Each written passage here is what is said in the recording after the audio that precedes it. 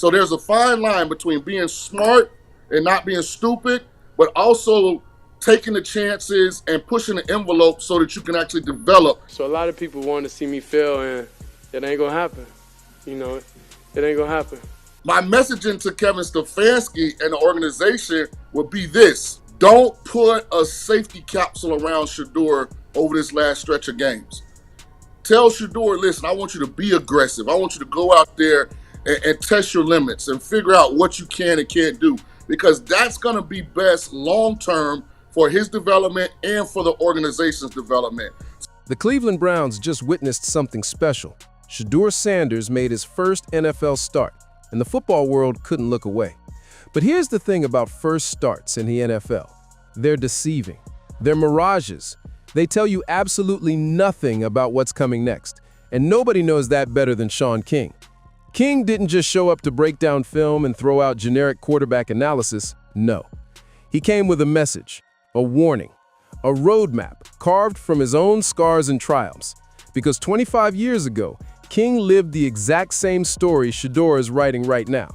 Different jersey, different era, same impossible pressure. Let's rewind to 1999. Tampa Bay Buccaneers, Super Bowl contenders. Third quarter, Trent Dilfer goes down with a broken collarbone, and there's Shaun King, second-round pick, backup quarterback, 0 first-team reps, scrambling to find his helmet. Sound familiar? So I came into the game as a rookie, backup quarterback. It was getting no reps. There were 5 games remaining on the season. I ended up helping us go 4-1. We made it all the way to the NFC Championship game. That's the context. That's the credibility. That's why when Shaun King speaks about Shedeur Sanders, you listen. Because he's not theorizing. He's not guessing. He's remembering. So what did King say after watching Shedeur's debut against the Raiders? What was the one piece of advice that could define the rest of Shedeur's season? Maybe his entire career? Be aggressive. Push the envelope. Don't play it safe.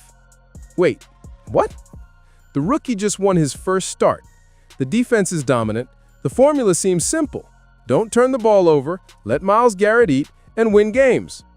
That's how King himself navigated his situation with Tampa Bay. 4 Hall of Famers on defense: Warren Sapp, Derek Brooks, John Lynch, Rondé Barber. The message was clear: protect the football and we'll win. But King isn't telling the Browns to repeat that strategy. In fact, he's saying the opposite. And that's where this gets fascinating. So my messaging to Kevin Stefanski and the organization would be this: don't put a safety capsule around Shedeur over this last stretch of games. Think about that for a second. A guy who succeeded by playing conservative football is now telling the Browns not to handcuff their rookie quarterback. Why? Because King learned something in hindsight that he wishes he'd known back then. Playing safe might win games in the short term, but it stunts development. It builds bad habits.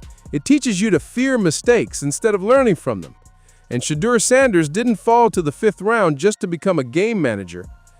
Let's talk about what actually happened in that Raiders game. On paper, it looked fantastic. Shedeur managed the game, made smart decisions, stayed within the scheme.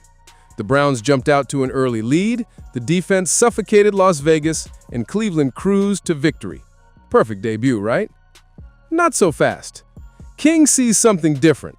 He sees a rookie quarterback who didn't really get tested. He sees a game script that protected Shedeur instead of challenging him. He sees explosive plays that came off scrambles, not designed throws. And most importantly, he sees a team that couldn't establish the run game even in a blowout. As good as the game felt against the Raiders, they still weren't able to effectively run the ball on 1st and 2nd down with Quinshawn. If you look from just his touches, I mean, he's getting hit in the backfield way too much. That's a problem, because when you can't run the ball, defenses know you're throwing. When defenses know you're throwing, they bring pressure. When they bring pressure on a rookie quarterback, that's when you find out what you really have. The Raiders game was a controlled environment. Road game without a hostile crowd, early lead that allowed conservative play calling, a Las Vegas team so dysfunctional they couldn't threaten even if they tried. But that's not what's coming next, not even close. King knows that every game as a rookie quarterback is completely different. One week you're managing a blowout. The next week, you're down 2 scores after a special teams disaster, and the defense knows you have to throw. That's when the real evaluation begins. There will be games down the line where it doesn't go right. You get a special teams touchdown by the other team. Maybe there's a turnover and you're playing from behind. And here's where King's advice gets even more interesting. He's not just talking to Shedeur, he's talking to Kevin Stefanski. He's talking to the coaching staff. He's saying, give this kid permission to fail. That sounds insane, doesn't it? Give a 5th-round rookie quarterback permission to throw interceptions? To force throws? To test the boundaries of what he can do? In the middle of a playoff push? Yes, exactly that. Because here's the reality that most fans don't want to hear. The Browns aren't winning the Super Bowl this year. They're not even close. But they might have found their franchise quarterback. And if that's true, then these final games aren't about winning at all costs. They're about development. They're about discovering what Shedeur Sanders can become. King experienced the opposite approach in Tampa Bay. Be conservative, protect the ball, let the defense win games. And it worked. They made the NFC Championship. But King also admits that approach had a downside. He became too comfortable playing safe, too reluctant to push the envelope, too reliant on not making mistakes instead of making plays. So there's a fine line between being smart and not being stupid, but also taking the chances and pushing the envelope so that you can actually develop as a quarterback. That's the balance. That's the tightrope. And that's what makes this advice so valuable. Now, let's address the elephant in the room. The criticism of Kevin Stefanski, the complaints that he doesn't like Shedeur, the social media narratives about how the Browns mishandled this entire situation from training camp to now. King isn't buying it. I don't think Stefanski dislikes Shedeur. If you go back and look at Dylan Gabriel's first start, I think y'all won that game as well, if I'm not mistaken. That's actually brilliant analysis. Stefanski treats quarterbacks like professionals, not celebrities. He spreads the credit around. He highlights the offensive linemen, the running backs, the guys who won't get the headlines. It's not personal, it's philosophy. But King does have one more message for the Shedeur fan base, the millions who follow him regardless of what team he plays for, and this message is crucial. No other 5th-round quarterback would be evaluated in the manner that he's been evaluated. Facts. The Browns drafted Shedeur when 31 other teams passed. They took the risk. They believed. And now they're getting criticized for not handing him the starting job immediately, for not featuring him in post-game speeches, for not treating him like a first-round pick. Come on. Shedeur fell to the 5th round. That's not Cleveland's fault. That's the rest of the league's fault. The Browns gave him an opportunity. Now it's time to see what he does with it. Looking ahead to this week's matchup against the 49ers, King offers a reality check. This isn't the dominant San Francisco defense we've seen for the past 3 or 4 years. Nick Bosa's out, Fred Warner is out, key starters across the board are injured. This is a beatable defense. Because this isn't the Niners defense that we've been accustomed to the last 3-4 years. Like, their 2 best defenders will be probably not even at the game. So if there was ever a time to open up the playbook, to let Shedeur take shots downfield, to see what he can really do, it's now, against a depleted defense, at home, with nothing to lose. But will Stefanski do it? Will he heed King's advice and take off the training wheels? Or will he stick to the conservative game plan that got them a win last week? That's the question. That's the tension. That's what makes this Sunday so compelling. King mentioned something else that's crucial for understanding what's ahead. He talked about how defenses will adjust once they get more film on Shedeur. Both of his explosive throws against the Raiders came when he scrambled out of the pocket to the right. That's a pattern. That's tape.